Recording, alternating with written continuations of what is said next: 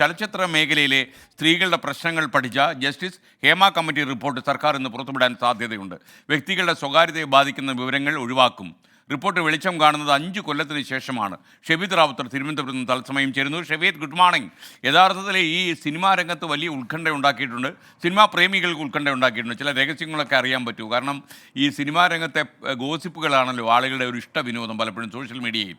കാര്യം അണി റോസ് എന്ത് ചെയ്യുന്നു, അണി റോസ് എങ്ങോട്ട് പോകുന്നു, ഉദ്ഘാടനം ചെയ്യുമോ? അതുകൂട്ടത്തിൽ പറയട്ടെ, അണി റോസിൻ്റെ കാര്യം പറയാൻ കാരണം ഇന്ന് നമ്മുടെ ഫ്ലവേഴ്സ് ഒരു കോടിയിൽ അവരാണ് അതിഥി. പറയൂ ഷെബീദ്.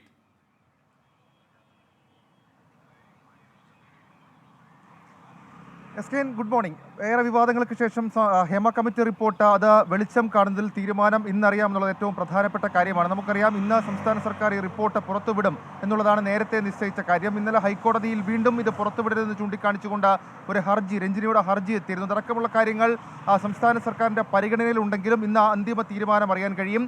ഒരുപക്ഷേ ഇന്ത്യയിൽ തന്നെ ഇത് ആദ്യമായിട്ടായിരിക്കാം ഒരു സംസ്ഥാന സർക്കാർ സിനിമാ മേഖലയിലെ സ്ത്രീകളുടെ പ്രശ്നങ്ങളെ പഠിക്കാൻ ഒരു കമ്മിറ്റിയെ നിയോഗിക്കുന്നത്. 2017 നടി ആക്രമിക്കപ്പെട്ട സംഭവമായിരുന്നു ഈ ഹേമ കമ്മിറ്റിയിലേക്ക് രൂപീകരണത്തിലേക്ക് എത്തിച്ചേരുന്നത്. ശേഷം 2019 ഇതുമായി ബന്ധപ്പെട്ട റിപ്പോർട്ട് സംസ്ഥാന സർക്കാരിന് കൈമാറി. എന്നാൽ സ്വകാര്യതയെ ഹനിക്കുന്ന വിവരമുണ്ട് എന്നുള്ള കാരണം ചൂണ്ടിക്കാണിച്ചുകൊണ്ടാണ് സർക്കാർ ആ റിപ്പോർട്ട് പുറത്തുവിടുന്നത്. പലതരത്തിലുള്ള കോടതി വ്യവഹാരങ്ങൾക്ക് ഈ റിപ്പോർട്ട് സാക്ഷ്യം വഹിച്ചു. കാരണം ഒടുവിൽ നിർമ്മാതാവിൻ്റെ അടക്കം പരാതിയിൽ ഹൈക്കോടതി വിശദമായ വാദം കേൾക്കുകയും ഈ സ്വകാര്യത ഉണ്ട് എന്നുള്ളൊരു കാര്യത്താൽ ഒരു റിപ്പോർട്ട് പുറത്തുവിടരുതെന്നടക്കമുള്ള കാര്യങ്ങൾ, അത് വിവരാവകാശ നിയമം അടക്കമുള്ള കാര്യങ്ങൾ ചൂണ്ടിക്കാണിച്ച് തീരുമാനമായി എടുക്കുകയും ചെയ്തു. ഇതിന് പിന്നാലെയാണ് ഇത് പുറത്തുവിടാം എന്നുള്ളൊരു തീരുമാനത്തിലേക്ക് കോടതി എത്തുകയും സംസ്ഥാന സർക്കാർ അതിന് മുതിരുകയും ചെയ്യുന്നത്.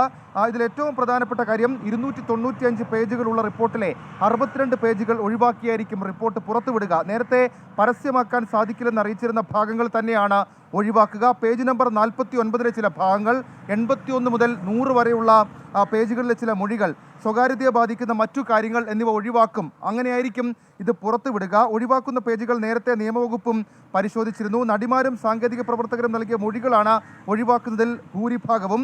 സർക്കാരിനോട് ഈ റിപ്പോർട്ട് 5 മാധ്യമപ്രവർത്തകർ വിവരാവകാശ നിയമപ്രകാരം ആവശ്യപ്പെട്ടിരുന്നു. 5 മാധ്യമപ്രവർത്തകർക്കായിരിക്കും ഈ റിപ്പോർട്ട് ലഭിക്കുക. ഏതായാലും 5 വർഷത്തിന് ശേഷം ഇങ്ങനെ മേശപ്പുറത്ത് അടയിരുന്ന റിപ്പോർട്ടിൽ എന്ത് കോളിളക്കം ഉണ്ടാകും എന്നുള്ള കാര്യം നമുക്ക് തൊട്ടടുത്ത മണിക്കൂറുകൾ തന്നെ അറിയാം. അക്കാര്യത്തിൽ സർക്കാരിൻ്റെ തീരുമാനവും നമുക്ക് ഉടൻ അറിയാം. S K. Thank you Shebeed Rawther.